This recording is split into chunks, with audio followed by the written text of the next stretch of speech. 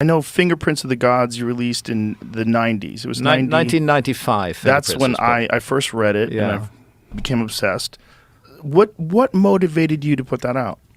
It was a process, really. I used to be a current affairs journalist. I was the East Africa correspondent for The Economist. I had no interest in history whatsoever, but I began to come across things, particularly traveling initially in Ethiopia and then in Egypt, which made me wonder about the past.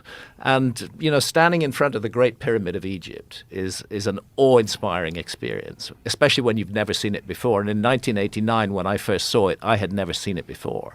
6 million tons, 481 foot high, 13-acre footprint, this massive thing. And archaeologists are saying it's just the tomb of a pharaoh, and yet no pharaoh's body was ever found inside it, or indeed inside any ancient Egyptian pyramid. There had to be another explanation. And I've always been a contrarian. I've always tried to give an opposite point of view. I hate it when there's just a single narrative that says this is the truth and there is no other truth.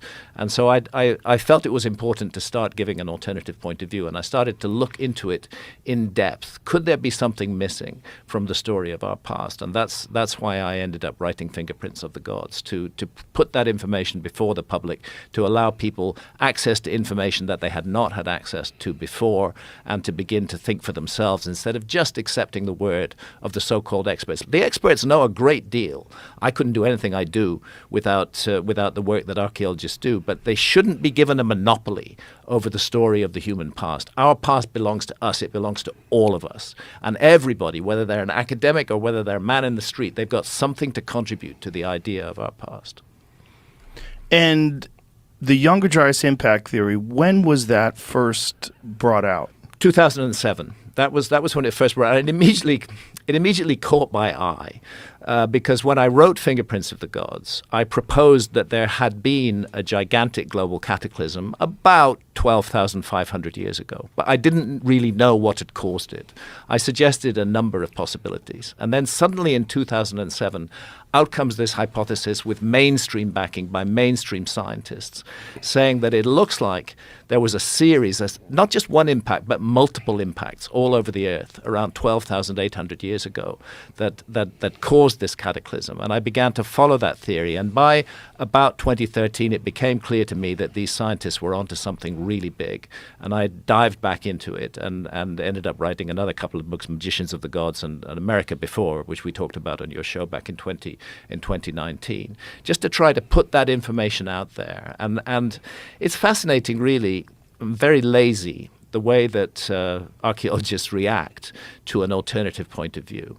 In my case, they almost never get to grips with the material that I've put out there in the books. They just say, oh, Hancock, he's a pseudoscientist. He's a fraud. He's a liar. But they never say why I'm a pseudoscientist, why I'm a fraud, or why I'm a liar. They just throw those words out, and you go to Wikipedia, and that's what you see.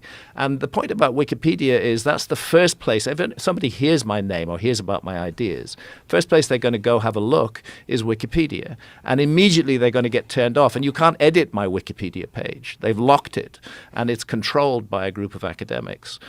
So I do find this incredibly irritating, but the only thing to do is to keep on going. And this is why, frankly, Joe, your show has been so important, because you're one of the very few people who's allowed this information to get out to the general public, this contrary information which the mainstream doesn't want to hear.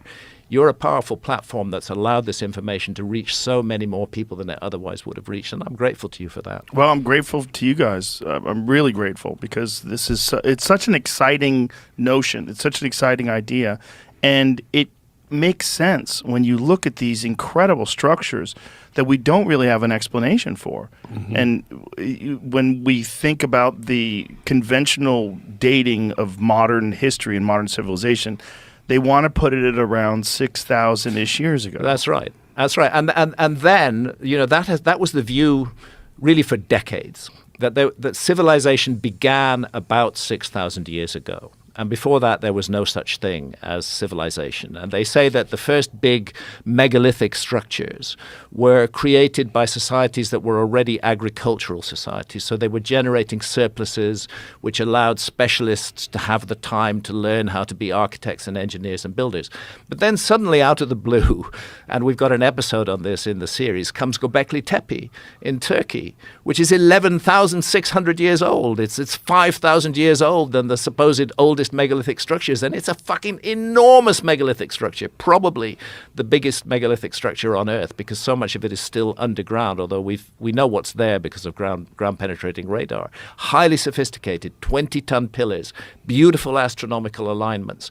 Buried, deliberately buried by the people who created. They ran it for about 1,000 years, and then they deliberately buried it. And archaeology is still struggling to explain this. They've now had to say, well, okay, somehow megalithic architecture began thousands of years before we thought it began. How are we going to explain this? And they have to accept, this is one of the mysteries of Göbekli Tepe, that the archaeology does show this quite clearly, that when the work began on Göbekli Tepe 11,600 years ago, the entire population there were hunter-gatherers. They were not agriculturalists, generating those supposed surpluses that would allow experts in architecture to emerge. They were hunter-gatherers. And how, in God's name, do a group of hunter-gatherers wake up one morning and create something like this enormous scale? And then the mystery deepens, because at the same time that they're building the megalithic site, they're also suddenly doing agriculture.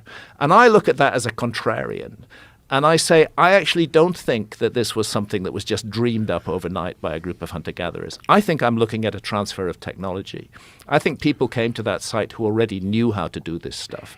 And maybe they used that site to mobilize the local population, to push them into a new direction. And that was truly the beginnings of civilization as we know it. But I think it was a restarting of civilization, a reboot, not the actual beginnings. I think there was an earlier lost civilization. And that's the whole point of the show I've made. One should mention about that particular date, 11,600. Well, it's incredibly important. It's an incredibly important date because the Younger Dryas begins 12,800 years ago with a cataclysm, with a puzzling, mysterious rise in sea level at the same point, 1,000 years of freezing temperatures, mass extinctions of animal species all over the world, and then 11,600 years ago, global temperature shoots up.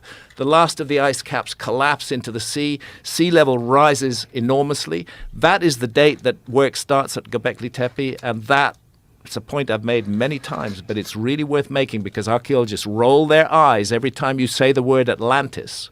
But that is precisely the date that Plato, which is the earliest surviving reference to Atlantis, that's precisely the date he gives for the destruction of Atlantis, 11,600 years before our time. He puts it this way, that his ancestor Solon visited Egypt, and we know about that visit. It's historically recorded. That visit to Egypt was in 600 BC,